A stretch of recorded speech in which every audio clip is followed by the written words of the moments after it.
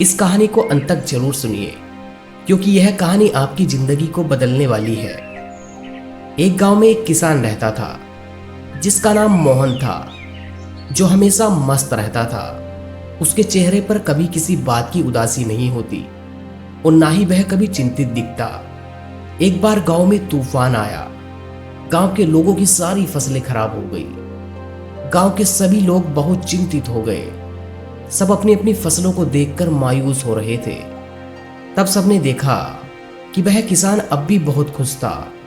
उसे कोई भी चिंता नहीं थी। गांव के लोगों ने मोहन से पूछा, क्या बात है मोहन, तेरी सारी फसलें खराब हो गई हैं, तुझे अभी भी कोई चिंता नहीं है? तू इतना खुश कैसे है? उसने फिर से कहा, चिंता छोड़ दो भाई, हमेशा मस्त रहना सीखो, हंसते रहना सीखो। गांव वाले बोले, इसमें भला मस्त रहने जैसा क्या है? कैसे हम मस्त रह सकते हैं? हमारा तो नुकसान हो गया है, फसलें खराब हो गई हैं, अब हम क्या खाएंगे? अपनी जीविका कैसे चलाएंगे? और इसमें भला हम कैसे मस्त रहें? अब तू ही बता, क्या तुझे कभी किसी बात की चिंता नहीं होती? तू हमेशा खुश कैसे रह लेता है? उसने कहा, अरे भाई, चिंता छोड़ो, मस्त रहना सीखो। सामने से दूसरे किसान ने कहा, लेकिन मस्त रहने के पीछे वजह भी होनी चाहिए, हमें तो चिंताएं हो जाती हैं। उसने कहा, हर चीज की चिंता है, जिम्मेदारियों की चिंता।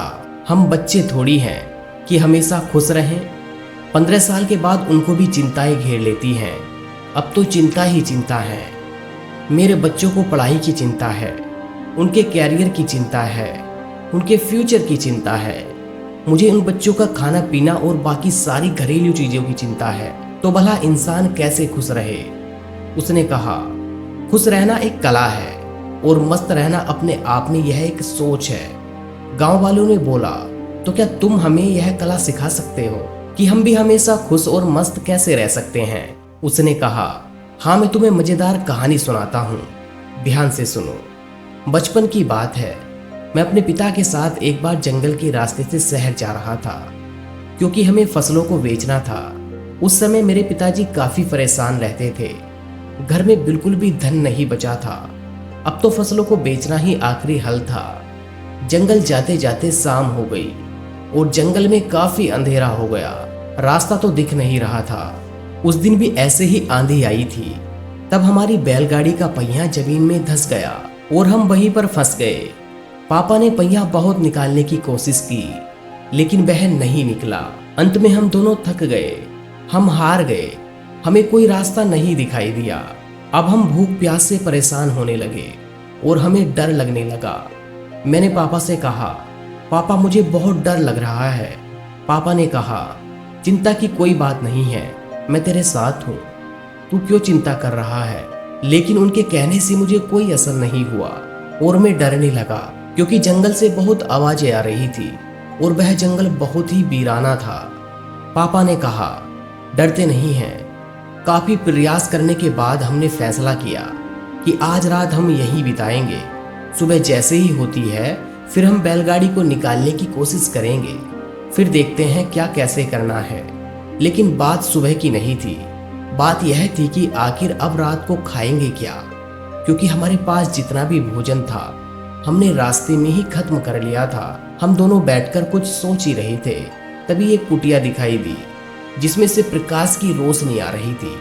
पापा ने बोला, तुम यहीं पर रुककर आराम करो, मैं अभी कुछ देखता हूँ, शायद कोई मदद के लिए उपाय मिल जाए। पापा फिर चले गए और मैं वहीं पर बैठकर डर के मारे रोने लगा। काफी देर बाद पापा एक महात्मा के साथ आते हुए दिखाई देते हैं। वह महात्मा बड़े ही दिव्य दिख रहे थे। फिर हम तीनों ने मिलकर जोर लगाया और बैलगाड़ी का पहिया उस गड्ढे से बाहर निकाल दिया और हमारी बैलगाड़ी बाहर निकल गई। पापा ने उस महात्मा का धन्यवाद किया और हम लोग आगे चल पड़े। उस महात्मा ने हमें कुछ खाने को भी दिया था। मैंने पापा के हाथ में एक कागज देखा। मैंने पूछा, वह क्या है? लेकिन पापा ने उसके बारे में कुछ भी नहीं बताया। अब हम आगे बढ़ चले। पापा ने बताया नहीं कि महात्मा ने हाथों में क्या दिया था। मैंने उनसे फिर पूछा कि पापा, हाथ में क्या है? उन्होंने बोला, कुछ नहीं है, यह तेरे काम की चीज नहीं है। धीरे धीरे काफी समय गुजर गया और हम निकल गए। काफी वक्त गुजर जाने के बाद मैंने पापा से फिर पूछा, पापा उस पत्र में ऐसा क्या था कि जो आप मुझे बताते नहीं हो?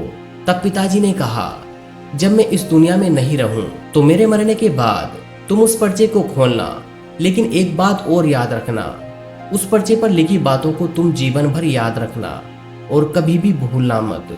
उसने कहा, ठीक है पापा। अब काफी समय गुजर गया। गांव के लोगों ने मोहन से पूछा, वह सब तो ठीक है, लेकिन हमें चिंता क्यों ना हो? हमें तो चिंता होगी ही ना, हमारी फसलें खराब हो गई हैं। मोहन ने कहा, क्या तुम फसलों को ठीक कर सकते हो? उन्होंने कहा, नहीं। मोहन ने पूछा, क्या तुम दिन को रात कर सकते हो? उन्होंने कहा, नहीं। उसने पूछा, क्या तुम हवाओं को रोक सकते हो? उन्होंने कहा, नहीं। उसने फिर पूछा, क्या तुम बारिश करवा सकते हो? सबने कहा, नहीं भाई नहीं, हम कुछ नहीं करवा सकते, हम भगवान नहीं हैं। तो मोहन ने कहा, जब तुम्हारे हाथ में कुछ है ही नहीं तो तुम भला चिंता करके क्या पाओगे? सारे किसान सोच में पड़ गए कि यार बात तो सही कह रहा है, इसमें भला चिंता करके क्या होगा?